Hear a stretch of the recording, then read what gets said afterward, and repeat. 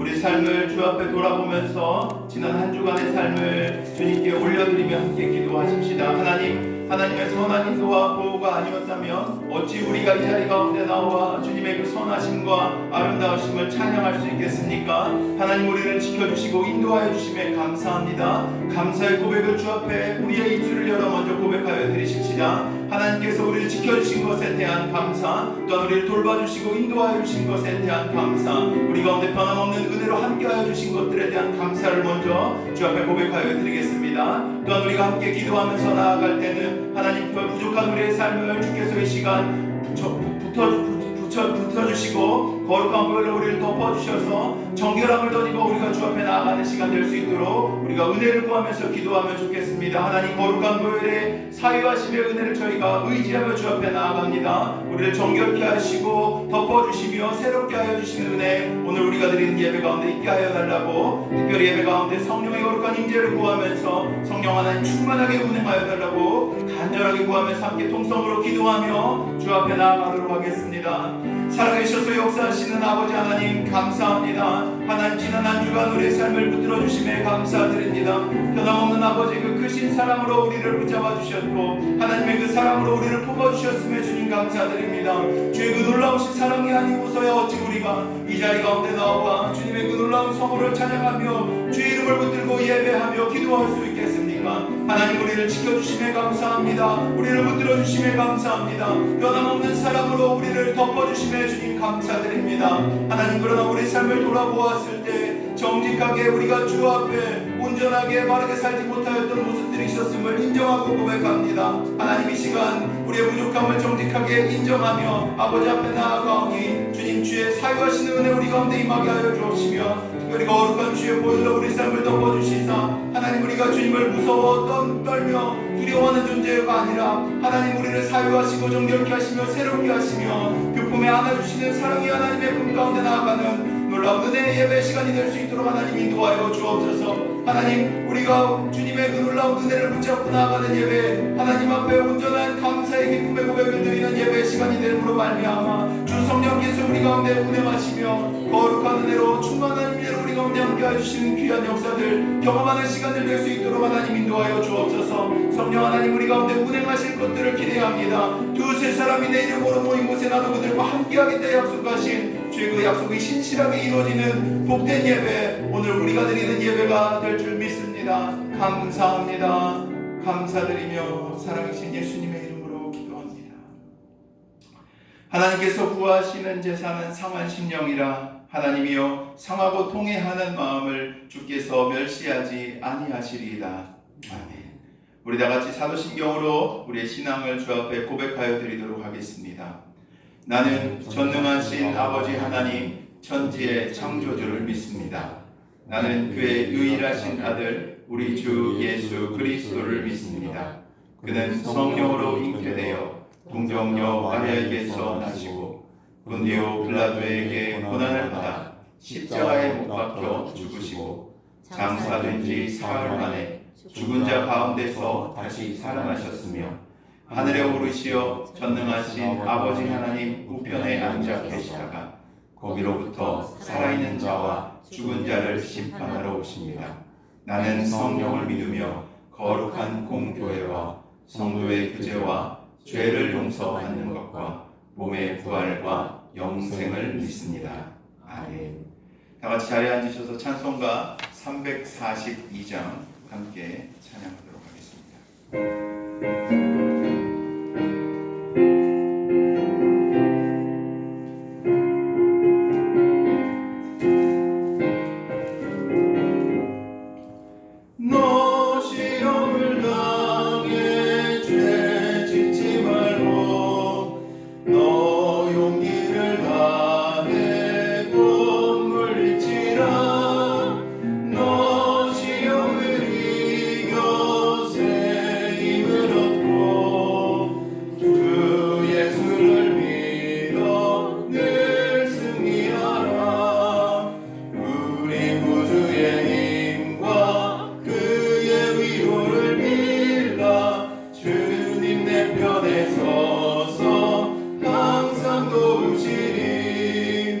내 친구를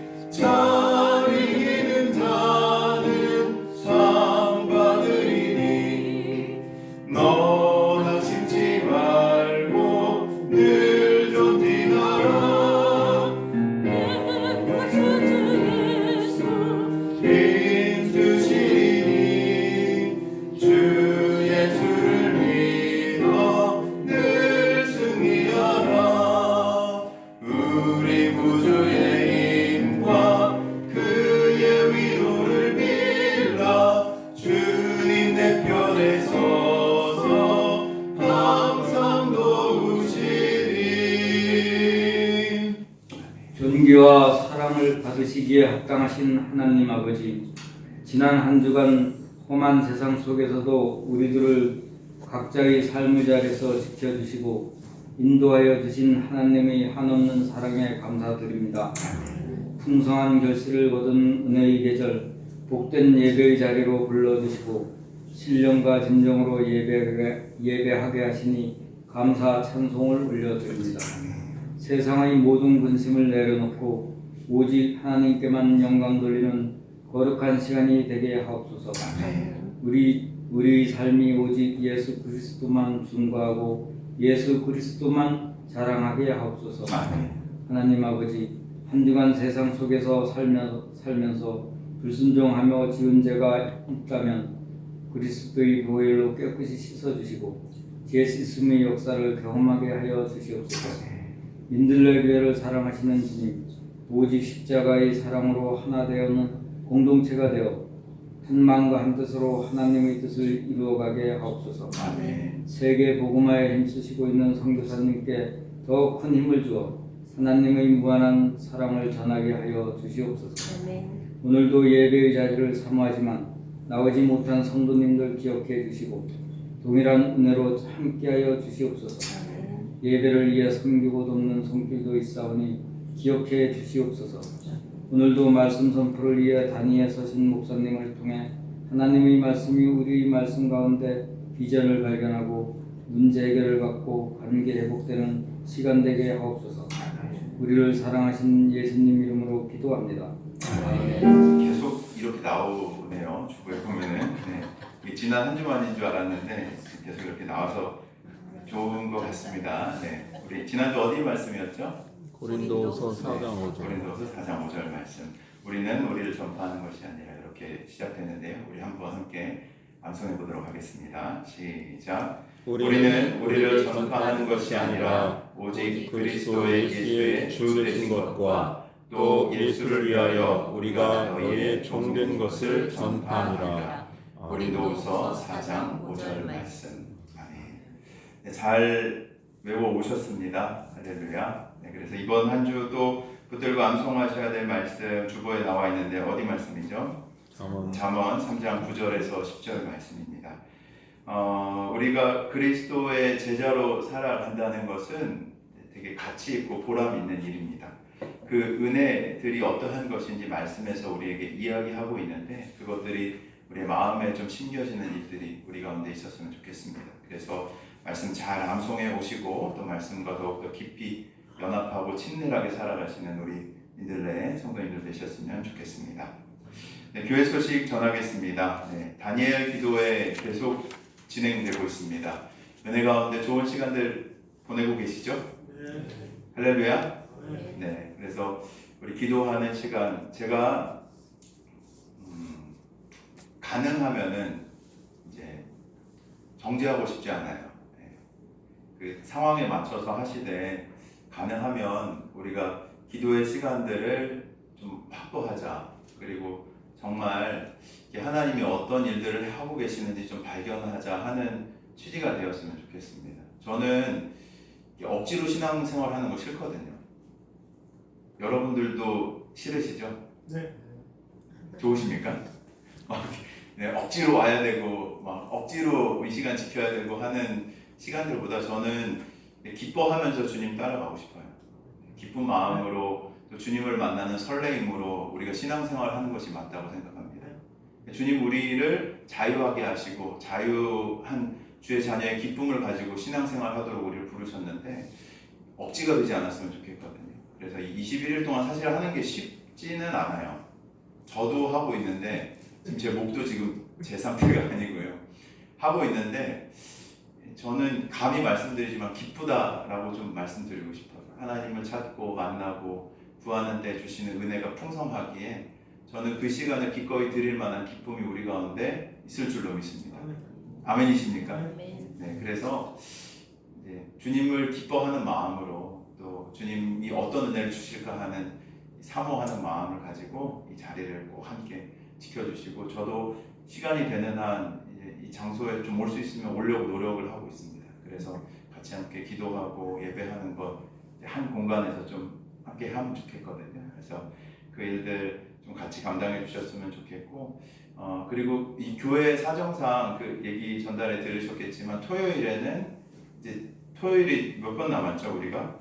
한 번 한 번 더 남았는데 15일이죠 그죠? 15일에는 우리 그 어제 모이셨던 것처럼 그 어제 윤 전사님 네, 거기서 진행을 하셨죠? 그래서 그쪽에서 토요일 날은 좀 모이는 것으로 이제 미리 알고 계시면 좋을 것 같습니다.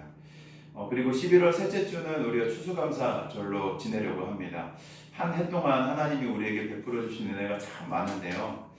기억하시는 시간이 되면 좋겠다는 마음입니다. 저는 이 20일에 기도하는 시간과 이 추수감사절이 같이 맞물려 있는 게 어떻게 보면 좀 주님이 우리에게 은혜를 베풀어 주시고자 하는 좀 그 계획들이 아닌가라는 생각을 좀 하고 있는데요.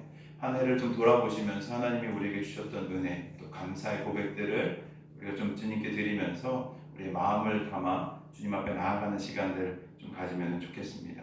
그래서 11월 셋째 주 우리가 이 시간을 보낸다는 것 좀 기억하시면 좋겠고요. 그리고 11월 우리가 함께 기도하고 있는 기도의 제목 주보에 나와 있습니다. 잊지 않으셨죠? 그래서 어떤 제목을 가지고 우리가 기도하고 있습니까? 공동체와 사명의 회복을 위해서. 기도와 맞물려 있는 겁니다. 그래서 공동체로서 하나 되는 것도 기도로 가능하고 또 우리의 사명을 하나님께서 우리를 부르신 그 사명의 부름을 회복하는 것도 기도로 가능한 줄 아는데 우리 공동의 기도 제목을 가지고 꼭 기도해 주시는 시간들 가지시기를 주의 이름으로 축원합니다. 네, 우리 앞뒤 좌우에 있는 분들과 좀 인사할까요? 함께 예배함이 기쁨입니다. 주님을 찬양하십시다. 주님 우리의 고백을 받으십니다. 우리의 고백을 받으시고 이 자리에 함께하고 계신 주님을 찬양합니다. 이 자리에 함께하고 계신 주님을 찬양합니다. 네, 주님께 복 많이 받아 나누어주는 삶 사십시다. 예수 닮은 성도 되십시다. 네, 할렐루야. 우리가 서로에게 축복한 이 축복의 고백을 주님께서 들으시고 우리 가운데 신실하게 응답하실 줄로 믿습니다. 우리 함께 말씀 봉독하도록 하겠습니다. 오늘 함께 봉독하실 말씀은 마가복음 10장 46절에서 52절까지의 말씀입니다. 저와 여러분이 한 절씩 교독하시고 52절 함께 합독해 보도록 하겠습니다. 46절에서 52절 제가 먼저 봉독합니다. 그들이 여리고에 이르렀더니 예수께서 제자들과 허다한 무리와 함께 여리고에서 나가실 때에 디베오의 아들인 맹인 거지 바디메오가 길가에 앉았다가 나사렛 예수시라는 말을 듣고 소리질러 이르되 다윗의 자손 예수여 나를 불쌍히 여기소서 하거늘 많은 사람이 꾸짖어 잠잠하라 하되 그가 더욱 소리질러 이르되 다윗의 자손이여 나를 불쌍히 여기소서 하는지라. 예수께서 물러서서 그를 부르라 하시니 그들이 그 맹인을 부르며 이르되 안심하고 일어나라 그가 너를 부르신다 하네. 맹인이 겉옷을 내버리고 뛰어 일어나 예수께 나아오거늘 예수께서 말씀하여 이르시되 내게 무엇을 하여 주기를 원하느냐. 맹인이 이르되 선생님이여 보기를 원하나이다. 예수께서 이르시되 가라 내 믿음이 너를 구원하였느니라 하시니 그가 곧 보게 되어 예수를 길에서 따르니라. 아멘. 잠깐 기도하겠습니다. 하나님, 저희가 주님을 따르는 것이 기쁨입니다. 주님을 알고 주의 이름을 부르고 이 공허한 세상 가운데서 주의 그 놀라우신 은혜의 뜻을 쫓아 살아갈 수 있는 주의 자녀로 살아가는 것이 참된 감사이며 기쁨임을 다시 한번 이 자리 가운데서 고백합니다. 하나님, 우리가 하나님의 살아있는 말씀을 통하여서 주의 뜻을 듣는 은혜의 시간이 되게 하여 주시고 특별히 진리의 영이신 성령께서 이 시간 우리 자리 가운데 함께하여 주시사 우리의 마음에 새 마음과 새 숨결을 불어넣어 주셔서 이 공허하고 허무한 세상 가운데서 주의 참된 진리를 붙들고 담대하게 기쁘게 그 여정을 걸어갈 수 있는 은혜가 임하는 복된 시간 될 수 있도록 주께서 주장하여 주옵소서. 악한 영들 틈타지 못하게 하여 주시고 오직 주의 놀라운 은혜의 품 가운데서 주의 날개 아래 가운데서 주의 생명의 말씀 듣는 시간 되기를 소망합니다. 부끄러운 종의 모습 감춰주시고 온전히 주의 진리만이 선포되어지는 복된 시간이 될 줄 믿습니다. 감사드리며 사랑이신 예수님의 이름으로 기도 올려 드립니다. 네, 한 주간 잘 보내셨습니까? 대답이 시원찮은데 잘 보내셨나요? 네. 요즘 이렇게 뭐랄까요? 차를 타고 오면서도 그렇고 주변을 조금만 둘러보면은 참 이렇게 이쁜 계절인 것 같아요. 낙엽이 지는 거 보고 또 이렇게 바람이 살랑살랑 불면서 또 따뜻한 햇살을 또 이렇게 맞으면서 이렇게 주변을 둘러보면은 참 이 시기 이때가 아름다운 때이구나, 결실의 때이구나, 또 묵상하기 좋은 때이구나라는 생각들을 좀 하게 되는데요. 어떻게 좀 주변들 좀 둘러보셨습니까? 근래 너무 일상이 바쁘셔서 그냥 삶에 치이셔서 뭐 주변에 어떤 변화들이 있는지 자연이 어떤지 둘러보시는 거 혹시 있진 않으셨나요? 네. 제가 좀 바빠서 그런지 잠깐이라도 짬을 내서 이렇게 둘러보는 게 되게 뭐랄까요, 마음에 많이 이렇게 담겨지더라고요. 그 장면들 또 이 보내는 시간들이 참 감사하다라는 생각들을 많이 하게 되는데 제가 좋아하는 신학자이자 작가가 있는데 C.S. 루이스라는 이제 작가가 있거든요. 책도 많이 쓰시고 아마 조금만 서적에 신앙 서적에 관심 있는 분들이라면 아마 한 번쯤은 들어보셨을 이름이라 생각이 되어지는데 그분이 이제 얘기하셨던 것 중에 되게 마음에 와닿는 이제 것이 하나 있었어요. 뭐냐면 요 철과 좀 맞닿아서 이제 요 구절이 좀 생각이 났는데 자연을 깊게 묵상하는 사람은 하나님과 멀지 않다라는 얘기를 한 적이 있거든요. 그러니까 자연은 하나님의 손길이 담겨 있는 하나님의 피조 세계예요. 그렇죠? 뭐 지고 열매 맺고 또 무엇인가 이 자연 안에 하나님이 두신 것들을 우리가 좀 열린 마음으로 보고 묵상하면은 무엇을 경험할 수 있냐면 하나님이 참 살아계시구나, 하나님이 지금도 일하고 계시구나, 하나님이 참 아름다운 선물들을 우리 가운데 주시는 분이시구나 라는 것들을 우리가 좀 발견할 수 있게 되는 것 같습니다. 눈이 띄어진다고 하죠. 그냥 일상의 삶의 지친 시선으로 바라보는 게 아니라 좀 이렇게 주신 주변의 환경들을 우리가 좀 열린 마음으로 보다 보면 하나님의 손길을 우리가 경험할 수 있는데 그런 동일한 은혜들이 우리 가운데 있기를 축복합니다. 아멘이십니까? 네. 우리가 행복해야 돼요. 우리가 행복하고 감사하고 즐거워야 됩니다. 우리 신앙의 여정이 저는 기쁜 여정이라고 생각해요. 하나님이 우리를 구원하셔서 자녀 삼아 주신 것이 감사하고 또 그것에 대한 기쁨이 충만한 삶을 살아가는 것이 바로 우리 그리스도인의 삶, 성도의 삶이라고 저는 믿습니다. 그래서 여러분들의 얼굴을 볼 때마다 기쁨이 넘쳐나기를 축복합니다. 사람들이 우리 얼굴을 보면서 너 뭐 그렇게 좋은 일 있니? 라는 얘기들을 할 수 있을 정도로 우리 안에 그 기쁨들이 항상 넘쳐나시기를 축복합니다. 네. 오늘 본문을 보면 누가 등장하죠? 네, 바디메오라는 인물이 등장합니다. 우리가 인생을 살다 보면은 이제 길가에 앉아 있는 것 같은 때가 있기도 합니다. 어떤 때는 막 달리다가 그 걸음이 멈춰지고 넘어져서 길가에 주저앉아 있는 것 같은 때, 또 눈이 캄캄해서 아무런 방향도 잡히지 않는 것 같은 그런 인생의 순간들을 경험합니다. 저는 그게 좀 길가에 앉아 있는 것 같은 때 같다라는 생각을 좀 해보았습니다. 오늘 그 자리가 바로 보면은 바디메오의 자리인 것 같아요. 오늘 바디메오를 본문에서 어떻게 소개하고 있는가 하면 뭐라고 소개하고 있습니까? 맹인이자 거지예요. 맹인과 거지가 그의 상황입니다. 당시 이 유대 상황에서 이 맹인은 직업이 있을 수가 없겠죠. 그리고 권리도 없어요. 가족의 보호도 없는 사람으로 취급받았던 것이 바로 맹인이었습니다. 심지어 그의 이름조차 어떻게 성경에 기록되어 있는지 좀 찾아보시겠어요? 뭐라고 되어 있습니까? 46절에 보면 그냥 바디메오라고만 나오지 않아요. 디베오의 아들 바디메오라고 기록하고 있습니다. 어떻게 보면 본인의 이름보다 이 누구의 아들인가라고 불리워지는 존재감이 없는 지워진 인생이 이 바디메오의 삶이기도 했다는 것이죠. 근데 바로 그 바디메오에 주저앉은 것 같은 상황에 누가 지나가십니까? 누가 지나가십니까? 예수님이 지나가십니다.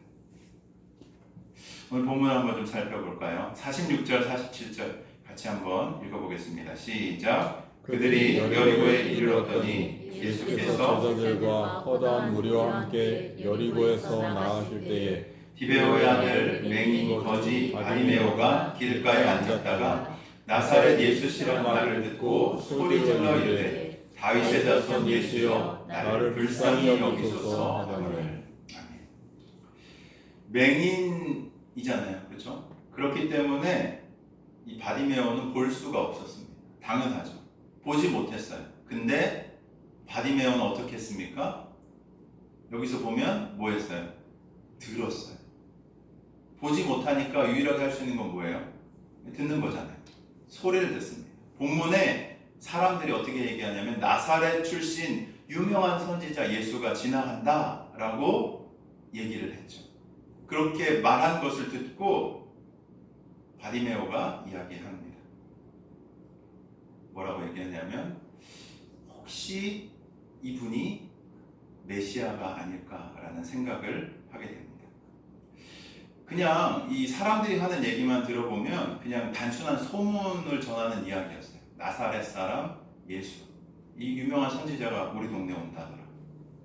근데 이 얘기가 이 맹인인 바디메오에게는 단순한 그 소문의 이야기가 아니라 하나님의 부르심이 되었던 거예요.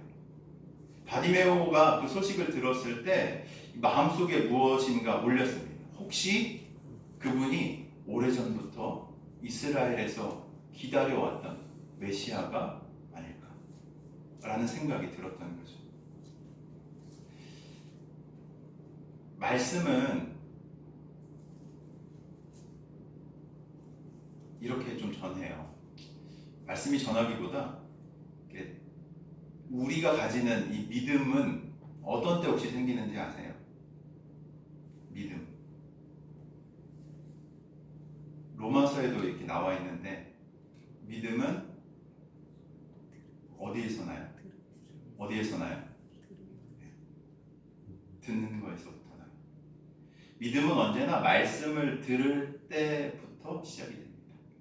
그냥 정보를 듣는 게 아니라 그 말 속에서 하나님이 나에게 말씀하신다고 믿을 때 뭐가 싹 트는 거예요?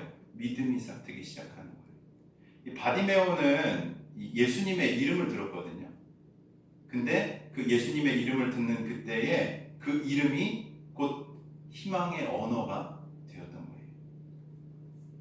그가 그 예수님이 오신다는 소식을 들었을 때 그 내면에 이분이라면 나를 고칠 수 있다, 나를 불쌍히 여기실 수 있다라는 믿음의 씨앗이 자라나기 시작했다는 거죠.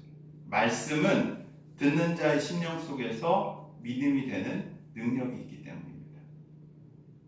과학적으로 봐도 좀 그런 것 같아요. 좀 찾아봤거든요. 사람이 만들어지잖아요. 어디에서 만들어지죠? 말씀. 네.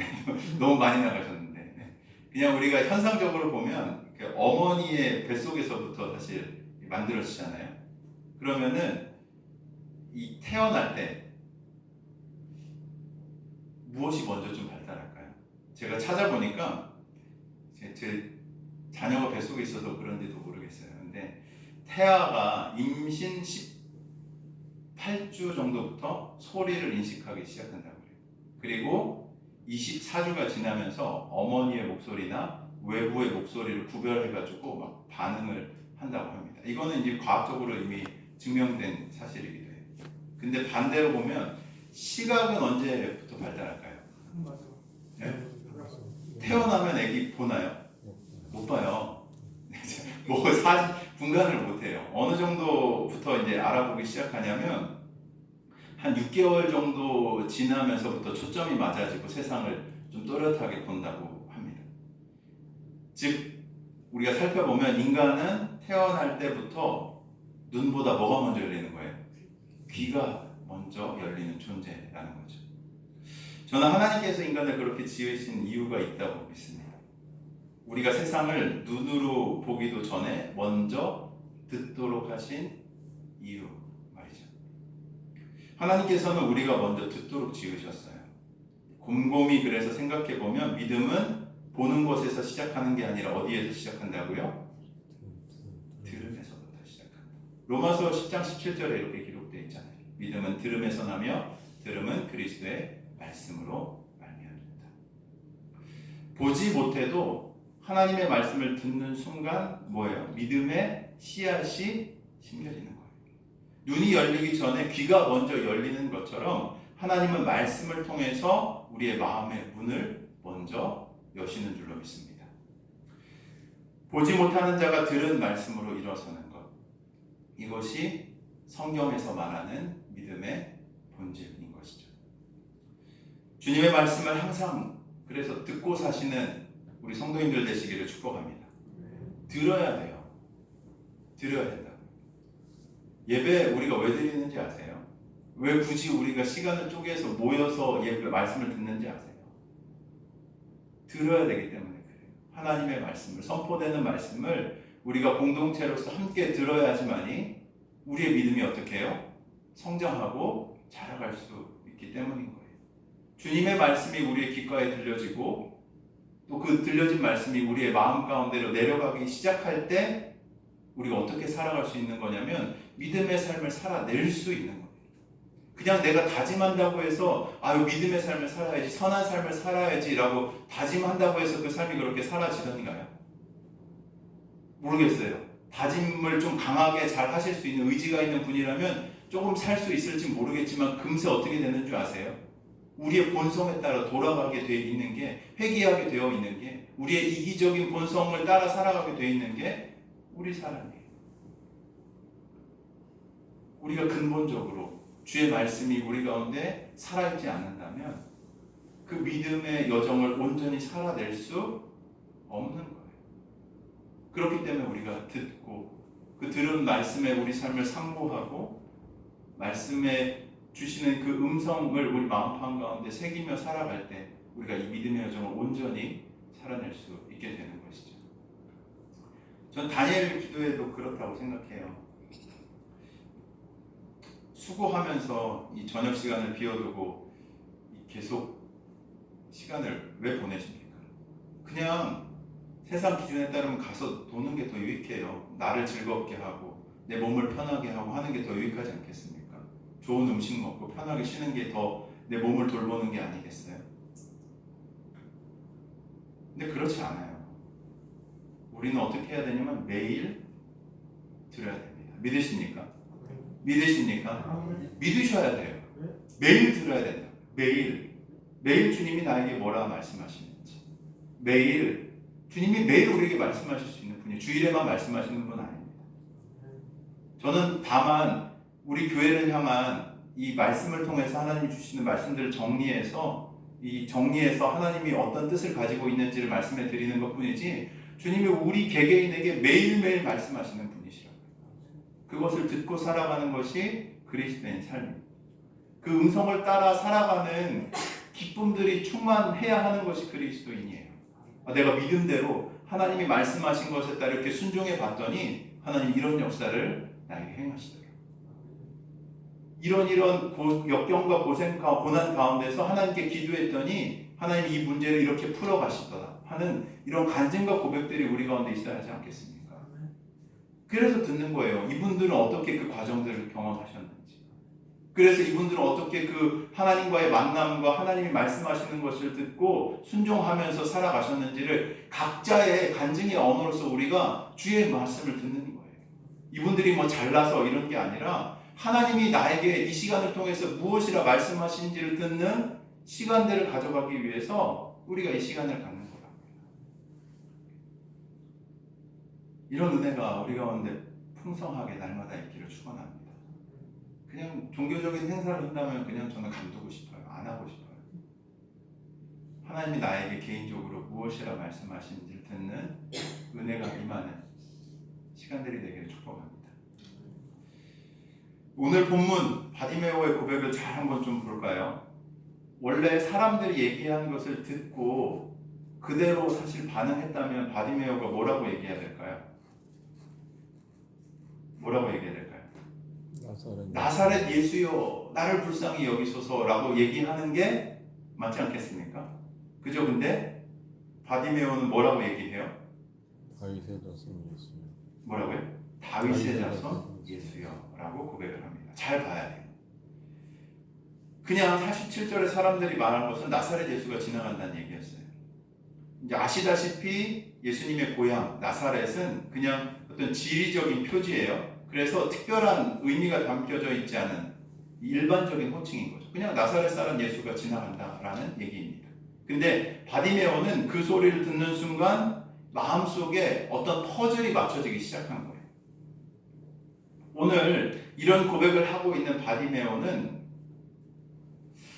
제가 생각해 보건데 말씀을 사모하면서 맹인임에도 불구하고 말씀을 들을 수 있는 자리에 나갔던 것이 분명해요. 저는 그렇게 생각해요. 회당이든 어떤 가르침이 있는 장소든 간에 그는 볼 수 없는 이 불편한 몸을 이끌고 그 자리에 가서 그 얘기를 들었던 것이 분명합니다. 그렇기 때문에 그가 그동안 들어온 성경의 그 이야기들이 나사렛 출신 선지자 예수가 오신다는 소식을 듣는 순간에 자기 머릿속에 들어왔던 말씀들이 막 떠오르기 시작한 거예요. 구약에 예견되어 있는 다윗의 언약, 맹인의 눈이 밝아질 메시아의 날, 최근까지 예수님께서 행하셨던 소문들이 막 퍼즐처럼 맞춰지기 시작한 거죠. 안식일에 병자를 고치셨다. 더러운 귀신을 쫓아내셨다. 늙은 여인의 열병이 막 떠나갔다. 이 모든 소식들은 그 퍼즐이 맞춰지면서 어떤 생각으로 이어지게 되냐면 자신이 그 불편한 몸을 이끌고 회당에 나가서 들었던 그 말씀을 듣는 자리에서 들었던 구약의 메시아의 표징과 정확하게 일치했던 것임을 확인하고 있는 거예요. 그렇기 때문에 그가 지금 뭐라고 부르는 거예요? 나사렛 예수여라고 부르지 않습니다. 뭐라고요? 다윗의 자손 예수님이라고 지금 고백을 하고 있는 겁니다. 그냥 일반적인 고백이 아니에요.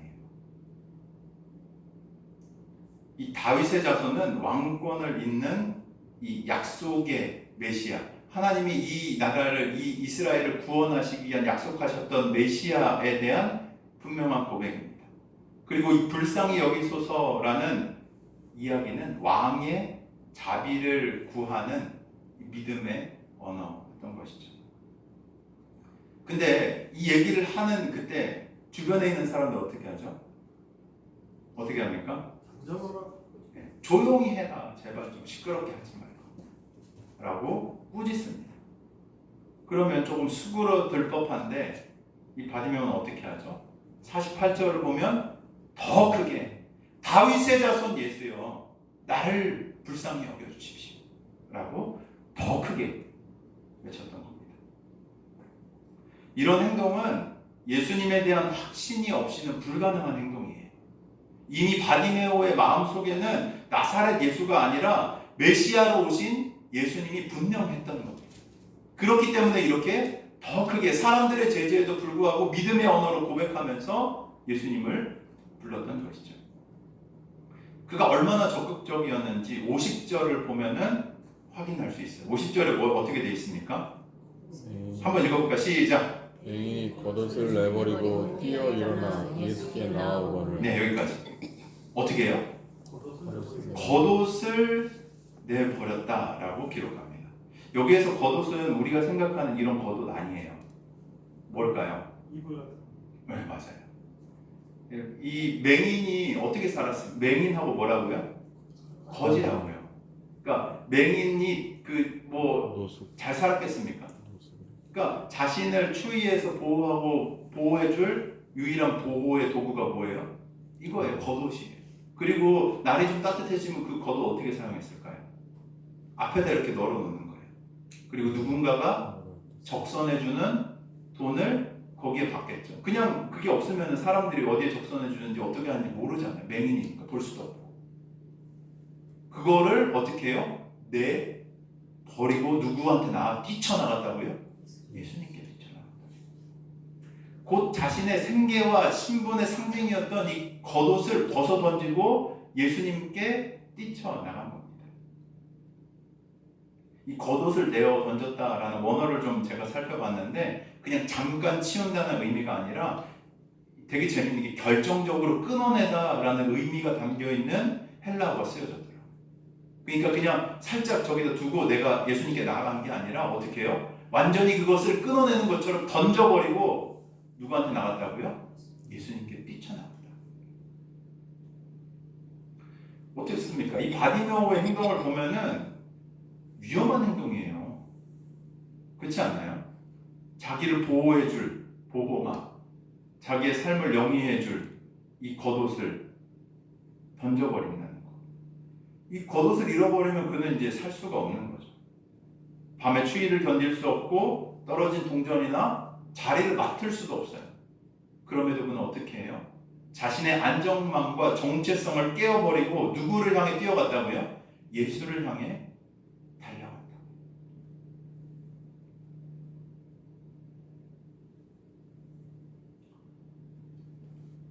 믿음이 이런 겁니다. 믿음은 추상적인 게 아니에요. 볼까요? 겉옷을 버리고요. 뛰어 일어나서 어떻게 해요? 예수님께 나아갑니다. 조금 더 제가 생각해 봤어요. 그 예수님에 대해서 들은 그 정보가 어떻게 돼요? 확신이 돼요. 그죠? 그 확신을 가지고 무엇을 합니까? 결단을 해요. 그죠? 그리고 그 결단을 가지고 무엇 합니까? 행동을 한 거예요. 정보를 듣고 확신을 가져서 확신이 결단이 되어가지고 행동을 하는 것. 이 전 과정을 뭐라고 얘기하는지 아세요? 믿음이에요. 추상적인 게 아니라고요. 행동까지 나아가는 게 뭐예요? 믿음이라고요. 가짜 믿음 많아요. 믿는다고 얘기하는데 행동 하나도 하지 않는다면 그거 믿는 거예요? 안 믿는 거예요. 그럼 거짓말들 얼마나 많이 듣는지 아세요? 내가 예수님 믿는다고 하면서 정말 예수님 말씀 따라 살아가는 사람들이 모르겠습니다. 얼마나 많을지. 믿음은 이런 거예요. 행동까지 나아가는 거. 생각해보면 이 예수님의 제자들도 같은 과정을 좀 겪지 않았어요? 마가복음 앞부분에서 우리가 살펴봐도 예수님이 제자들을 부르실 때 어떻게 하죠? 제자들이 뭐 합니까? 그물을 버려도 자신이 평생 어부로 살고 있었던 세관을 떠나서 예수님을 따르죠. 길가에 앉아서 구걸하는 바디메오가 이제 그 앉은 자리에서 일어나서 예수님을 따르는 자로서 자신의 정체성이 바뀌는 놀라운 과정을 지금 우리가 보고 있는 거죠.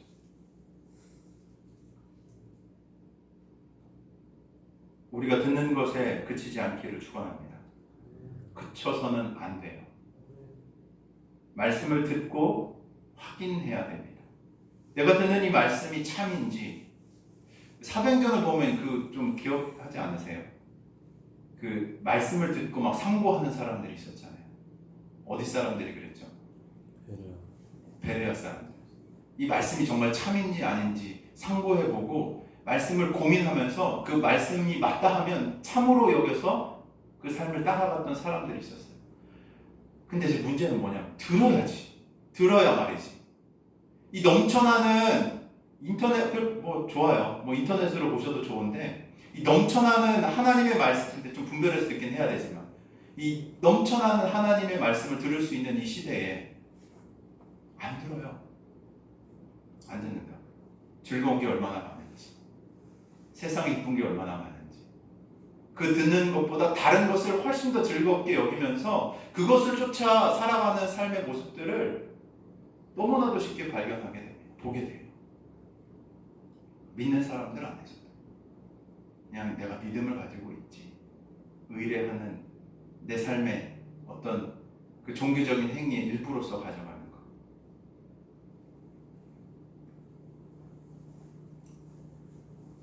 듣고 확신하고 또 그 확신하는 것을 따라 행하는 삶, 참된 믿음을 갖고 살아가시는 우리 민들레 교회 성도님들 되시길 주의 이름으로 축원합니다. 다시 한번 말씀드리지만 믿음의 삶은 그냥 내 결단으로 되지 않아요. 뭐가 시작점이에요? 뭐요? 듣는다. 듣는 것에서부터 시작하는 것. 듣는 자리를 사모하세요. 주님이 이렇게 얘기하시거든요. 그러니까 아는 사람은 점점 더 그 풍성한 복을 누리면서 알고 하나님의 백성으로 살아가는데, 없는 사람은 어떻게 되는 줄 아세요? 더 뺏기는 거예요. 모른 채로 그냥 계속 살아가요. 그 영적인 진리를 깨닫고 아는 사람들은 그 기쁨 안에서 그 풍성함을 누리면서 살아가는데, 모르는 사람은 계속 그냥 뭐 그게 그런 것이에요. 저는 우리의 눈가기가 열려져서 주님이 행하고 계시는 것, 주님 말씀하시는 것 듣고 보면서 그 기쁨과 함께 따라가는 일들이 우리 가운데 풍성하게 있기를 바랍니다. 신앙생활 뭐 시작하면서도 말씀드렸지만 기뻤으면 좋겠어요. 하나님 이런 일도 하시고 계시는구나. 우리의 상황을 넘어서 기뻐할 수 있는 믿음이 그곳에서 또 나옵니다. 내 상황을 그냥 억지로 긍정하자 이런 게 아니라 하나님이 하시는 그 크신 일들을 보면서 감사하기 시작할 때 놀라운 건 뭔지 아세요? 주님이 그 상황을 풀어가신다는 거예요. 너희는 먼저 뭐요? 그의 나라와 그의 의를 구하라. 그리하면 뭐요? 이 모든 것을 너희에게 더하시리라. 저는 이 말씀 믿습니다. 믿으십니까? 주께서 하시는 것을 봐야죠. 주께서 행하시는 일들을 우리가 보는 그런 기쁨들이 넘쳐야죠. 그리고 우리의 상황을 넘어서 역사하시는 하나님의 그 손길들을 볼 수 있기를 바랍니다. 우리 민들레 교회가 믿음에 따라 행하는 교회가 되기를 축원합니다. 그냥 주저하고 길거리에 앉아 널브러져 있는 믿음이 아니라 참으로 살아계신 그 메시아가 내 안에 계시다는 분명한 믿음으로 그 진리를 나누고 전함에 부족함 없는 성도들 되시길 주의 이름으로 간절히 축원합니다. 바디메오를 우리가 좀 살펴봤는데, 그렇다면 오늘 본문에서 예수님은 어떠셨는지 한번 좀 볼까요? 예수님 지금 어떤 여정이시죠? 예루살렘으로 올라가시는 길입니다. 그 예루살렘으로 향하는 길, 어떤 길이라고 말씀드렸죠? 뭐 하러 가시는 거예요? 십자가 지러 가시는 길이에요. 배신당하는 자리, 고난의 자리로 예수님 지금 향하고 계시는 거죠. 또한 그 걸음은 어떻게 보면 모든 사람을 위한 구원의 핵심적인 사역을 완성하시기 위해서 가시는 중요한 길이었습니다. 정말로 중요한 길, 그죠? 그래서 그 예수님의 그 걸음의 과정에는 수많은 군중들이 막 따르고 있었고, 아마도 그 제자들은 그런 분위기를 어느 정도 느끼면서 긴장 속에 있었을 것 같아요. 근데 그런 소란 속에 들린 것은 지금 오늘 우리가 조금 전까지 살펴본 한 맹인 거지 바디메오의 외침이었습니다. 여러분 어떠세요? 중요한 무슨 일을 앞두고 누군가가 그 중요한 것을 방해하면 어때요? 어떻습니까? 성인들이신가요? 어떠세요? 그냥 웃으면서 넘어가실 건가요? 짜증나죠. 화가 날 수도 있을 것 같아요. 내가 정말 중요한 일을 위해서 막 이렇게 걸어가고 있고 하고 있는데 옆에 와가지고 자꾸 막 나를 부르고 회방하고 막 이러면 어떻습니까? 화나는 게 당연하죠. 저도 그럴 것 같아요. 생각해보면.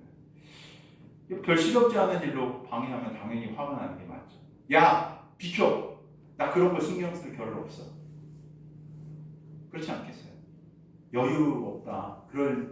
조금 더 뭐 좀 다듬어진 사람이 아유 선생님 제가 죄송한데 지금은 그런 여유가 없으니까 좀 비켜주세요 라고 할지도 모르겠습니다. 근데 뭐 그런 게 일반적인 반응이겠죠. 그러니까 48절에도 보면 사람들의 반응이 그래요. 많은 사람들이 뭐예요? 꾸짖어가지고 잠잠해요. 야 예수님 지금 이런 중요한 길 걸어가시는데 니네 너 조용해 좀. 야 니 왜 껴들어가지고 이런 쓸데없는 얘기를 하고 있는 거야. 너 좀 절로 가. 절로 가. 별로 좋아 보이지도 않는 절로 가. 그런 뉘앙스 아니겠어요? 꾸짖어 잠잠하라. 근데 이런 분위기예요. 이런 상황에 사람들이 무시하고 꾸짖는 그 목소리 앞에서 예수님은 어떻게 하시냐면 걸음을 멈추신다는 거예요. 그리고 어떻게 해요? 멈추신 후에 즉시 명령하시죠. 그를 뭐야? 불러와라. 그러니까 단순하게 그냥 데려오라가 아니라 뭐예요? 내가 그 사람을 만나고 싶다라고 말씀하시는 겁니다. 예수님의 이 멈춤은 상징적인 장면이에요. 아니 마가복음 성경 전체를 두고 봐도 그런 장면입니다. 지금 예수님이 어디로 입성하시고 있다고요? 예루살렘으로 입성하시고, 즉 십자가의 여정의 마지막 단계라고요. 온 세상의 구원을 향해 나아가시던 그분이 지금 어떻게 하시는 거예요? 이 한 사람의 외침 앞에, 간절한 고백 앞에 멈추셨다는 거예요. 이게 무슨 의미겠습니까? 맞아요. 주님은 온 세상의 구주가 되시는 분이세요. 십자가의 사명을 완수하시고 그 놀라운 영광스러운 사역을 완수하신 온 세상의 구주가 되시는 우리 주가 되십니다. 믿으십니까? 참으로 맞는 진리예요.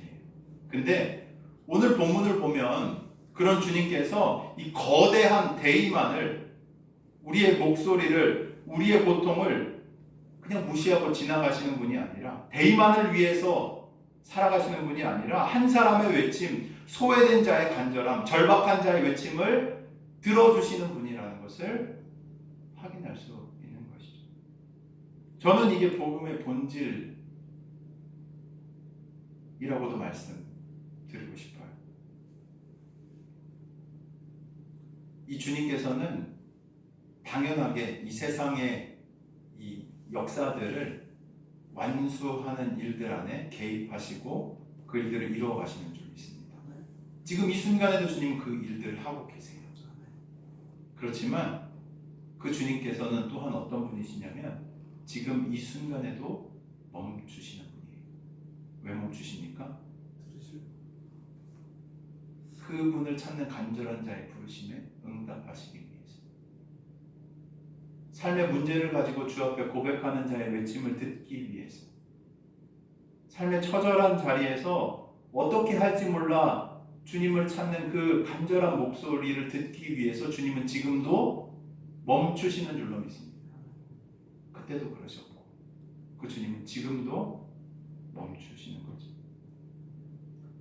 바쁜 세상 속에서도, 수많은 기도 중에서도 한 사람이 주님 나를 불쌍히 여겨주십시오, 주님 저를 긍휼히 여겨주십시오 라고 외치는 그 고백 앞에서 주님은 멈추시고 일하시는 분이신 줄로 믿으시길 바랍니다. 예수님은 바디메오를 자신의 앞으로 부르신 후에 그에게 물으시죠. 뭐라고 물으십니까?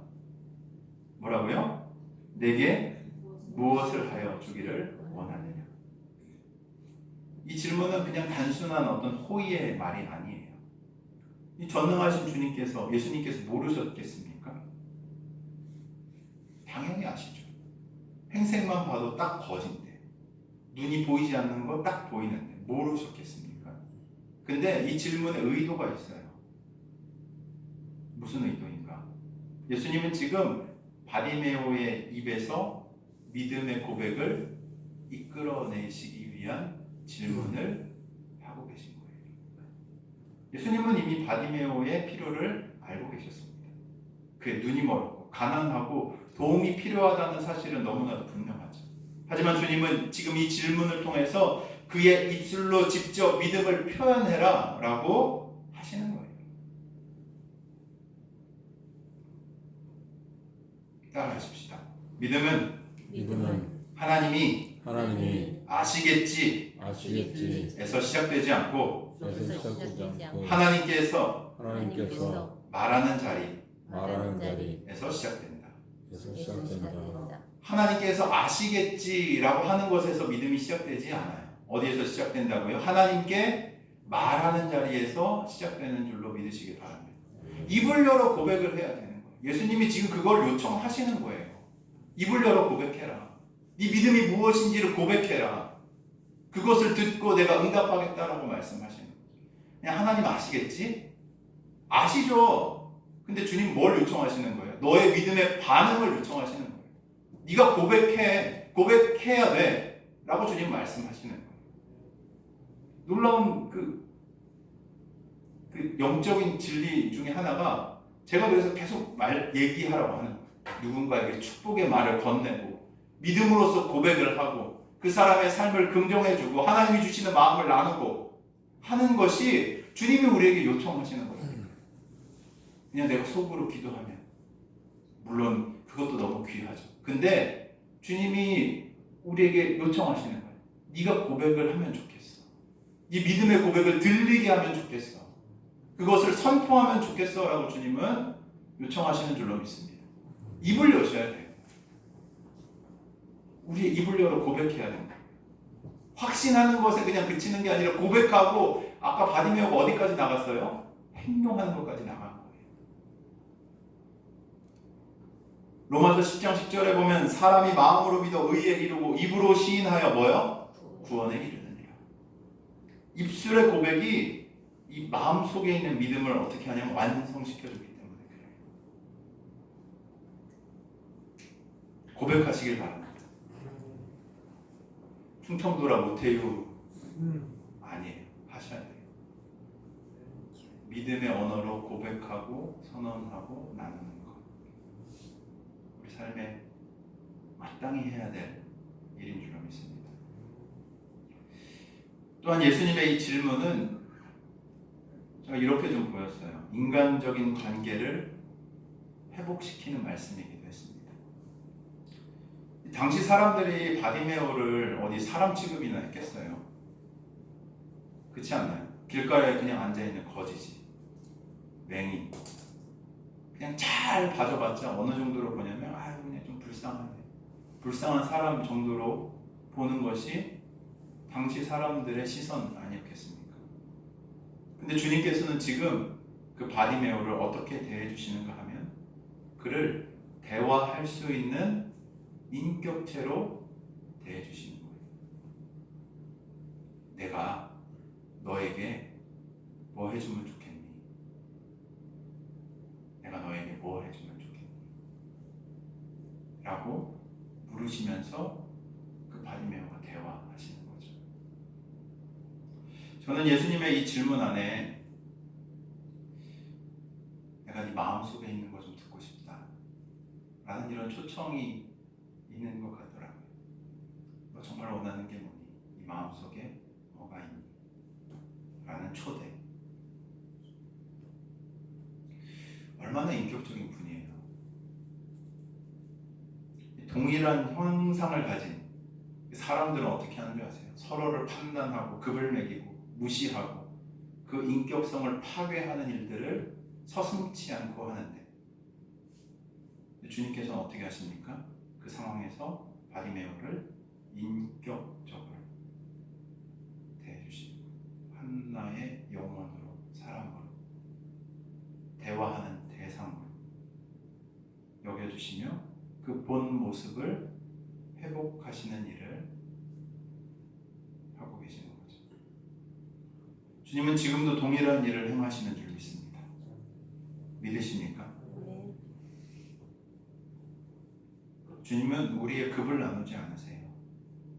우리를 판단하지 않으십니다. 우리를 인격적으로 대하세요. 그분은 바쁘다고 우리를 거르시는 분이 아닙니다. 십자가의 여정에서도 바디메오를 돌아보셨던 것처럼 항상 어떤 거대한 상황, 대의 그런 것보다 영혼을 먼저 보시는 분이 바로 우리 주님이신 줄로 믿습니다. 그리고 또한 어떤 필요가 있어서 바디메오를 만나시거나 대하지 않으셨어요. 필요에 의해서 그를 만나시는 것이 아니라 소외된 그를 관계로 초청하시는 인격적이고 아름다운 분이 바로 우리가 섬기는 주님이신 줄 믿습니다. 아멘이십니까? 여러분 예수님 좋으세요? 저는 참 좋아요. 이런 주님을 섬긴다는 것. 우리가 이 망가진 형상으로 이 세상을 살아가다 보면 사람들이 얼마나 이상해요. 죄송합니다. 이것도 뭐 제가 잘못 판단하는 건지 모르겠는데 참 그런 망가진 형상들의 어그러짐을 참 많이 마주하게 돼요. 근데 예수님을 보고 묵상하면 할수록 우리가 본 뒤 어떤 존재로 하나님 앞에 부름 받았는지 지음 받았는지를 다시 확인시켜 주시는 것 같아요. 참 전 주님이 좋아요. 이분 따라가고 싶어요. 우리 이분의 가르침대로 살아가고 싶어요. 여러분 동일한 주님 섬기고 계십니까? 그 주님 따라 살아가고 싶으세요? 아멘. 아멘. 그 아름다운 주님이 우리의 주가 되시는 줄로 믿습니다. 이 예수님의 질문에 바디메오가 대답하죠. 뭐라고 얘기합니까? 선생님이여 보기를 원하나이다. 여기에 라보니라는 이제 헬라어가 쓰여졌는데 랍비, 나의 주님, 나의 스승님이라는 뜻입니다. 그냥 여기에서 표면적으로 읽어보면 아유 나 눈 보고 싶어요, 눈 뜨고 싶어요 라는 얘기로만 볼 수 있는데 여기에서 이 바디메오가 단순하게 그냥 시력만을 원하는 것이 아니에요. 또 한 차원 넘어서 한번 생각해보면 이 앞에 계신 그분을 보기 원하는 이야기가 바로 이 고백인 거예요. 나는 당신을 보기 원합니다 라는 고백인 거죠. 눈의 뜨임만을 요청했던 것이 아니라 저는 이렇게 일으켰어요. 영혼의 눈을 열어달라. 그러니 그 고백에 예수님 어떻게 마지막 52절에 말씀하시죠? 가라, 뭐요? 내 믿음이 너를 구원하였느니라. 여기서 구원하다라는 말 원어를 살펴보면 단순하게 치유하다가 아니라 모든 전 존재를 회복시키다. 그 전 존재를 사서 이렇게 자신의 소유를 삼다라는 의미가 담겨져 있어요. 예수님은 단지 그 바디메오의 눈을 열어주신 것이 아니라 그 삶 전체를 사셔서 새롭게 하신 줄로 믿습니다. 그러니까 그 마지막 문장, 마지막 절 마지막 문장 뭐라고 되어 있어요? 그가 곧 보게 되어 보여 예수를 길에서 따르니라. 참 이 표현이 와닿더라고요. 원래 바디메오 어떤 사람이에요? 맹인이고 거지. 어떻겠습니까? 길가에 주저앉아 있었던 사람이에요. 사람들의 구걸을 받고 사람들의 천대함을 받고 그 자리에서 머무를 수밖에 없었던 사람, 그 자리에 주저앉아 있을 수밖에 없던 사람이 누구예요? 바디메오였어요. 근데 길가에 앉아 있었던 그가 마지막 절 뭐요? 예수를 길에서 따릅니다. 이제 어떻게 됐냐면 주저앉은 사람이 길 위에서 예수님의 그 길을 따르는 자가 된 줄로 믿으시길 바랍니다. 믿음은 어떤 거냐면 우리를 그 주저앉은 자리에서 일으키는 힘이 돼요. 그리고 그것에만 그치는 것이 아니라 영광스러운 예수님의 그 길에 동참할 수 있도록 우리를 이끌어가는 놀라운 은혜가 되는 줄로 믿으시길 바랍니다. 사람들이 한 단계만 봐요. 그냥 내 이런 힘든 삶에서 일어나는 것, 구원받는 것, 그냥 이 상황이 풀어지는 것에서만 그치는 경우들이 참 많습니다. 근데 주님이 원하시는 건 그 정도의 수준이 아니에요. 우리를 일으키셔서 어떻게 해요? 전 존재를 완전하게 하시는 은혜가 있는 줄로 믿습니다. 그래서 영광스러움이 무엇인지, 참된 하나님 나라의 길을 걸어가는 것이 얼마나 기쁜 일인지를 우리 가운데 깨닫게 해주시는 놀라운 소명을 회복하시는 은혜가 있는 거예요. 주저앉은 자리에서 그냥 일으키시는 게 아니라 그 길을 함께 걸어갈 수 있도록 우리를 부르시고 초청하시는 분이 되시는 줄로 믿으시길 바랍니다. 예수를 따르는 제자가 되는 거죠. 사랑하는 민들교회 성도 여러분, 예수님은 오늘도 동일한 역사를 이루고 계시는 줄로 믿습니다. 혹시 우리 인생이 길가에 앉아 있는 것 같고, 때로는 기도에도 응답도 없고, 삶의 방향이 잘 보이지 않을 그럴 때가 있기도 한 것 같아요. 그러면 그때 우리가 어떻게 해야 하겠습니까? 우리 자리에서 저는 바디메오처럼 예수님을 불러야 될 줄로 믿습니다. 예수님의 이름을 듣고 그 이름에 반응하여 고백하여 그분을 부르시는 것. 다윗의 자손 예수여, 나를 불쌍히 여기소서. 나의 주님, 나를 긍휼히 여겨주십시오. 이 부르짖음은 우리 주님의 발걸음을 멈추게 합니다. 우리 주님께서는 그 자리에서 우리를 부르시고 우리에게 가장 적절하게 말씀하실 겁니다. 믿음의 눈이 열릴 때 우리는 인생의 길 위에서 예수를 따르는 사람이 됩니다. 그 믿음의 길을 오늘도 함께 온전히 걸어가는 저와 여러분들이 되시길 주의 이름으로 축원합니다. 우리 같이 좀 기도하면 좋겠습니다. 우리도 우리 삶의 자리에서 각자의 문제들 또 어려움들이 있으리라 믿어요.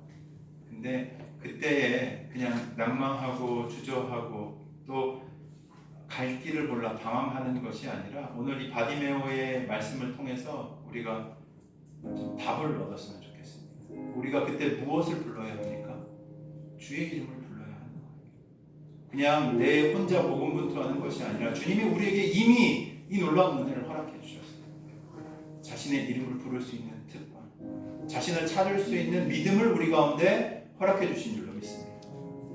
부르짖어요. 주님, 저를 불쌍히 여겨주십시오. 다윗의 자손 예수님, 나의 주님, 나의 사랑하는 주님, 저를 긍휼히 여겨주십시오 라고 우리가 주님 앞에 부르짖을 때 주께서 우리 가운데 새 역사를 행해 가실 줄로 믿습니다. 이 시간 우리가 말씀을 생각하면서 함께 통성으로 좀 기도하고 하며 나아가면 좋겠는데요. 각자의 삶의 고백들을 또한 주 앞에 마땅하게 드려야 될 우리 삶의 반응들을 좀 이 시간 드리면서 함께 통성으로 기도하며 나아가도록 하겠습니다. 사랑과 은혜가 풍성하신 아버지 하나님 감사합니다. 하나님, 우리가 사랑과 자비의 주님, 오늘도 길가에 앉아 있었던 한 사람을 부르시고 그 부르짖음에 멈추셨던 주님의 마음을 함께 살펴보게 하여 주심에 감사드립니다. 우리의 인생에도 어둠의 시간과 보이지 않는 길이 있을 때가 있습니다. 그러나 오늘의 말씀처럼 그 순간에도 주님은 우리를 지나치지 않으시고 멈추어 서서 안심하라, 일어나라, 내가 너를 부른다 말씀해 주심을 저희가 믿습니다.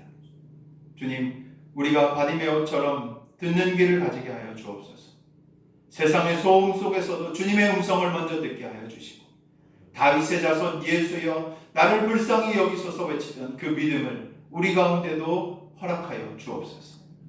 우리 안에 두려움이 있을 때 주님께서 담대하라 말씀하신 그 음성이 우리 가운데도 동일하게 들리게 하여 주옵시며 겉옷을 벗고 주님 앞에 일어서는 결단의 믿음을 우리 가운데 더하여 주옵소서. 우리의 눈을 열어 세상이 아니라 예수님을 보게 하여 주시고 말씀을 따라 길가에 앉은 자가 아니라 예수의 길 위에 서는 제자의 삶 살아갈 수 있도록 인도하여 주옵소서. 우리의 믿음이 주 안에서 자라가게 하여 주옵시며 우리 삶이 주님의 멈춤과 자비를 이 세상 속에 전달하는 복된 삶 되게 하여 주옵소서. 예수 그리스도의 이름으로 기도 올려 드립니다. 아멘.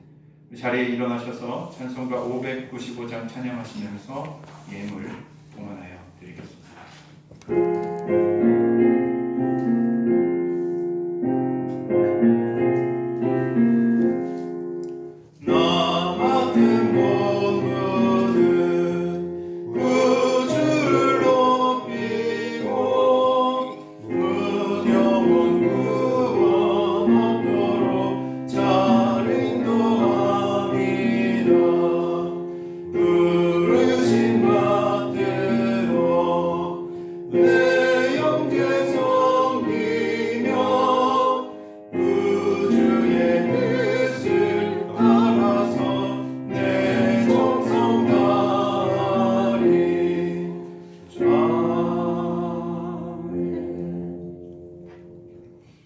자비로우신 하나님 아버지,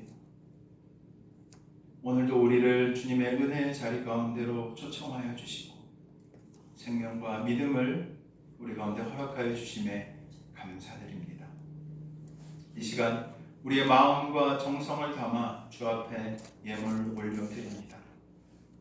이 예물은 단순한 물질이 아니라 우리가 주님을 향한 주님께 올려드리는 감사와 믿음의 고백입니다.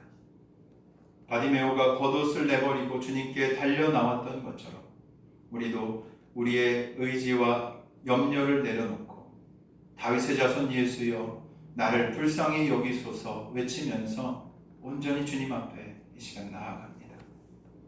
주님, 이 헌금이 주의 나라를 세우는 도구가 되게 하여 주시고 어두운 곳에 빛을 비추며 낮은 자와 지친 자에게 위로가 되는 통로가 되게 하여 주옵소서. 드리는 손길마다 주의 사랑과 평안으로 채워주시며 삶의 현장마다 주님께서 멈추시고 일으키시는 자비의 역사가 나타날 수 있도록 은혜를 더하여 주옵소서. 주님, 주의 백성들 주께서 허락하여 주신 자리 가운데로 나아갑니다. 그 현장에서 우리 모두에게 믿음의 눈을 열어주시고 주의 부르심을 따라 담대하게 일어나 살아갈 수 있도록 붙들어 주옵소서. 보이는 현실이 아니라 말씀을 듣고 순종하는 믿음으로 살게 하여 주옵소서. 이제는 우리 주 예수 그리스도의 은혜와 하나님 아버지의 한량없는 사랑과 성령님의 감동, 감화, 교통하심의 역사가 오늘 이 자리 가운데서 주의 음성을 듣고 믿음으로 일어선 모든 성도들과 그 가정과 일터 위에 그리고 주님의 부르심을 따라 걸어가는 모든 길 위에 지금으로부터 영원토록 함께 하시기를 간절히 축원하옵나이다. 아멘.